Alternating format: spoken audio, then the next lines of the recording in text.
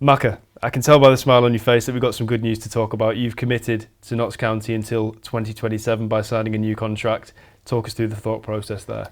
Yeah, I think from the minute that final finished at Wembley, there was no thought of leaving. Obviously, there was a lot of speculation, a lot of talk, but I enjoyed it so much the first year here, and I just wanted to commit to the next 4 years. Like you said there, I'm obviously happy. It's been a brilliant start to my Notts County career, and I think happiness is the main thing in football for me personally. So I'm just glad to have got it over the line and committed to the next 4 years. What does it mean for a player to have that sort of amount of time into your future sort of guaranteed and secure? You know, how much does that give you in terms of confidence, in terms of security? Yeah, security is a massive thing in football. Once you've got that security, you can just focus on the pitch, working hard off the pitch and training and things like that. But on the pitch, you can focus. You know, I've got the next 4 years. There's no speculation about anything else. You know, I'm committing to the next 4 years. So yeah, I think improvements will be made on the pitch. I can just focus on my football now and try and improve every single game, every single day. Working with the gaffer, obviously, it's been, like I said, it's been really enjoyable working with him so far. So yeah, I can just focus on my football now rather than thinking about what could happen elsewhere. It's all about Notts County. What is it about Notts that makes a player of your calibre and a player who's in incredible form over the last 2 years, what makes the club somewhere that you know you want to stay for a long time? The club is unbelievable. I can't put into words how good it is. Last year in the National League, but it wasn't a National League club. From the day I met the staff here, the manager, the sporting director, everyone around the place, I knew it wasn't a National League club. It's a club that deserves in the higher leagues. The infrastructure they've got in place, you know, the structure that they've put in place over the last couple of years before I even got there, I seen what they were doing at the club, and it's just an unbelievable club. You see the fan base and everything like that. I honestly wouldn't want to be anywhere else. Like I said, like my football has been doing its talk on the pitch. I've been playing really well, but off the pitch everything's in such a good place. Yeah, there's no reason why I would want to leave. I want to stay at this football club, and like that's why I've signed a 4-year contract, because I want to commit my future to this football club. Is that something that you're really grateful for, to have been given that security of the offer? Yeah, very grateful, because you know I had 2 years left anyway, and the owners could have just said, look, you've got 2 years, we don't need to change anything. But they've shown the trust in me. They've given me the 4-year contract, and yeah, it gives me a lot of trust. And you know, I think it's been unbelievable the way they've went about their business as well, because like I say, they could have just left it as a 2 years and just said, focus on your football, you know, we don't want you to leave, but you can stay there on the 2-year contract, and we don't need to change anything. But they haven't. Like I said, they've shown a trust in me, and I'm really grateful for that. Loyalty works both ways in football, Macca. I mean, by signing the deal at the time that you have given the club assurances over how we're going to look at the end of the transfer window, but also players in your position, in terms of how many goals you've scored and the amount of talk about you and the amount of press that you generated last year, they could have sensed this summer as an opportunity to force their way into a move into a higher division. That's not something that was ever in your mind? Definitely not. You know, I think, like I said, once Wembley had finished and we'd won the game, I knew there was going to be speculation and talk over the next few weeks.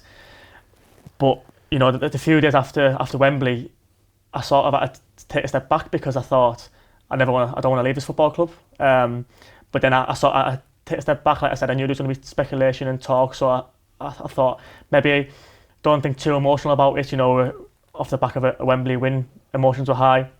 I was thinking maybe it's my emotions. I need to just think about the next few weeks, but that feeling didn't go.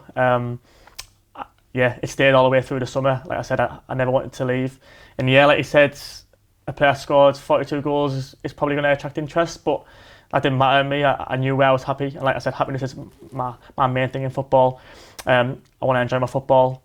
No amount of money, no level can change that. And like I said, I'm really happy I'm not, so I don't want to change that either.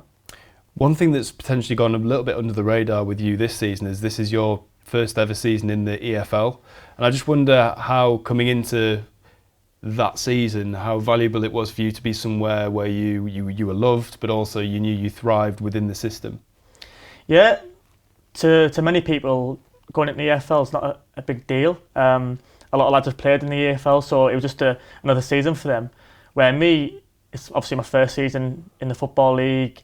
I think any non-league footballer's aim is to get in the Football League. That's sort of the pinnacle for them. and I've never played there, so I've came from the real lower leagues, and my aim was always to play in the Football League. So going into the Football League with a club that I love and staff, players that I love and working with every single day, that's important because I feel comfortable here.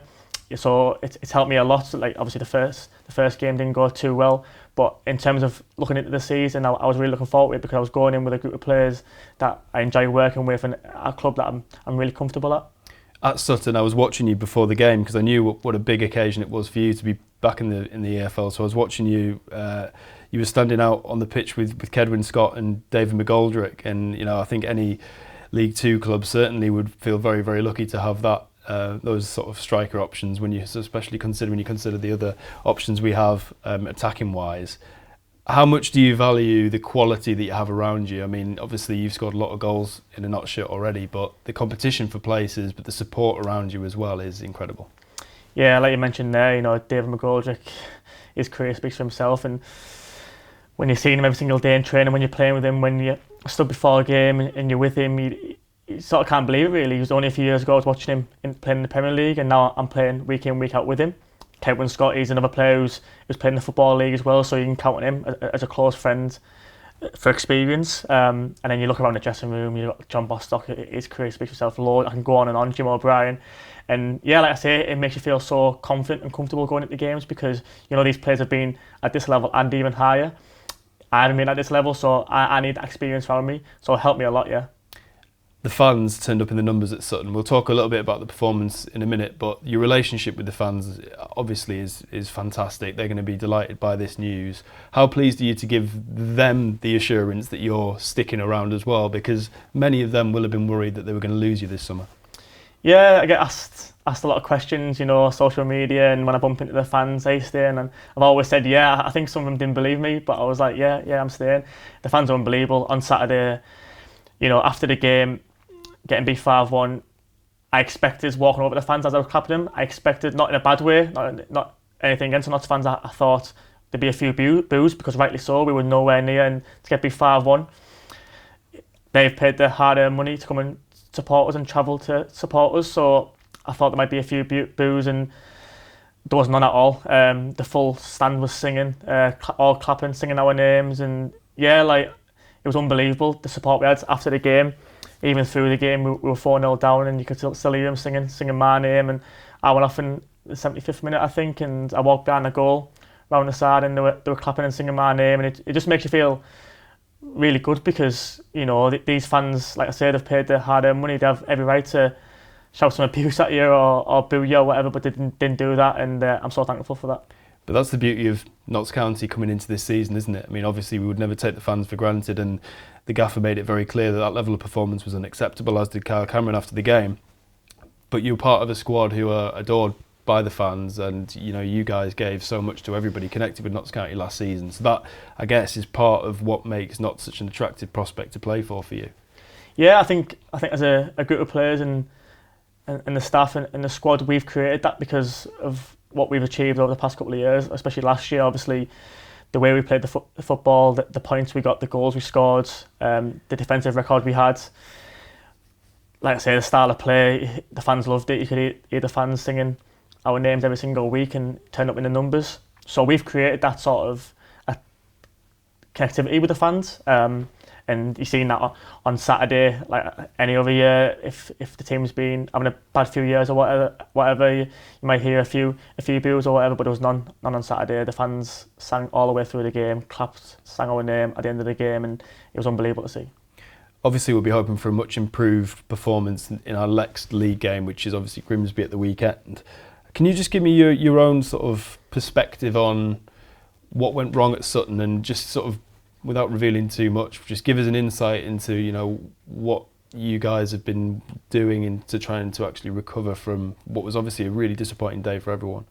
Yeah, really disappointing day. I think we could come out with all the excuses in the world, new league, step up, going down to 10 men, but I don't think none of them are acceptable because the game didn't really change. We went down to 10 men, yeah, but that's no excuse because they were still doing the things that they were doing when they were playing against 11 men. And we just couldn't deal with that. We still had the lion's share of the ball.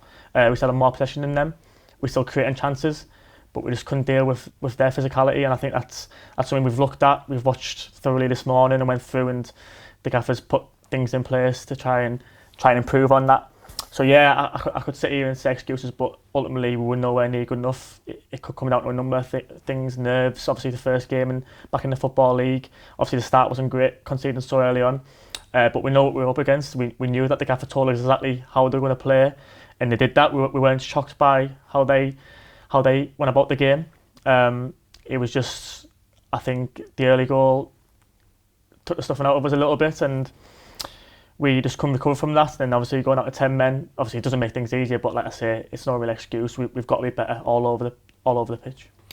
1 game, 1 assist for you. 1 game, 1 goal for David McGoldrick. Is that the way it's going to be this year instead? Instead of you being a goal every game, it's going to be assists?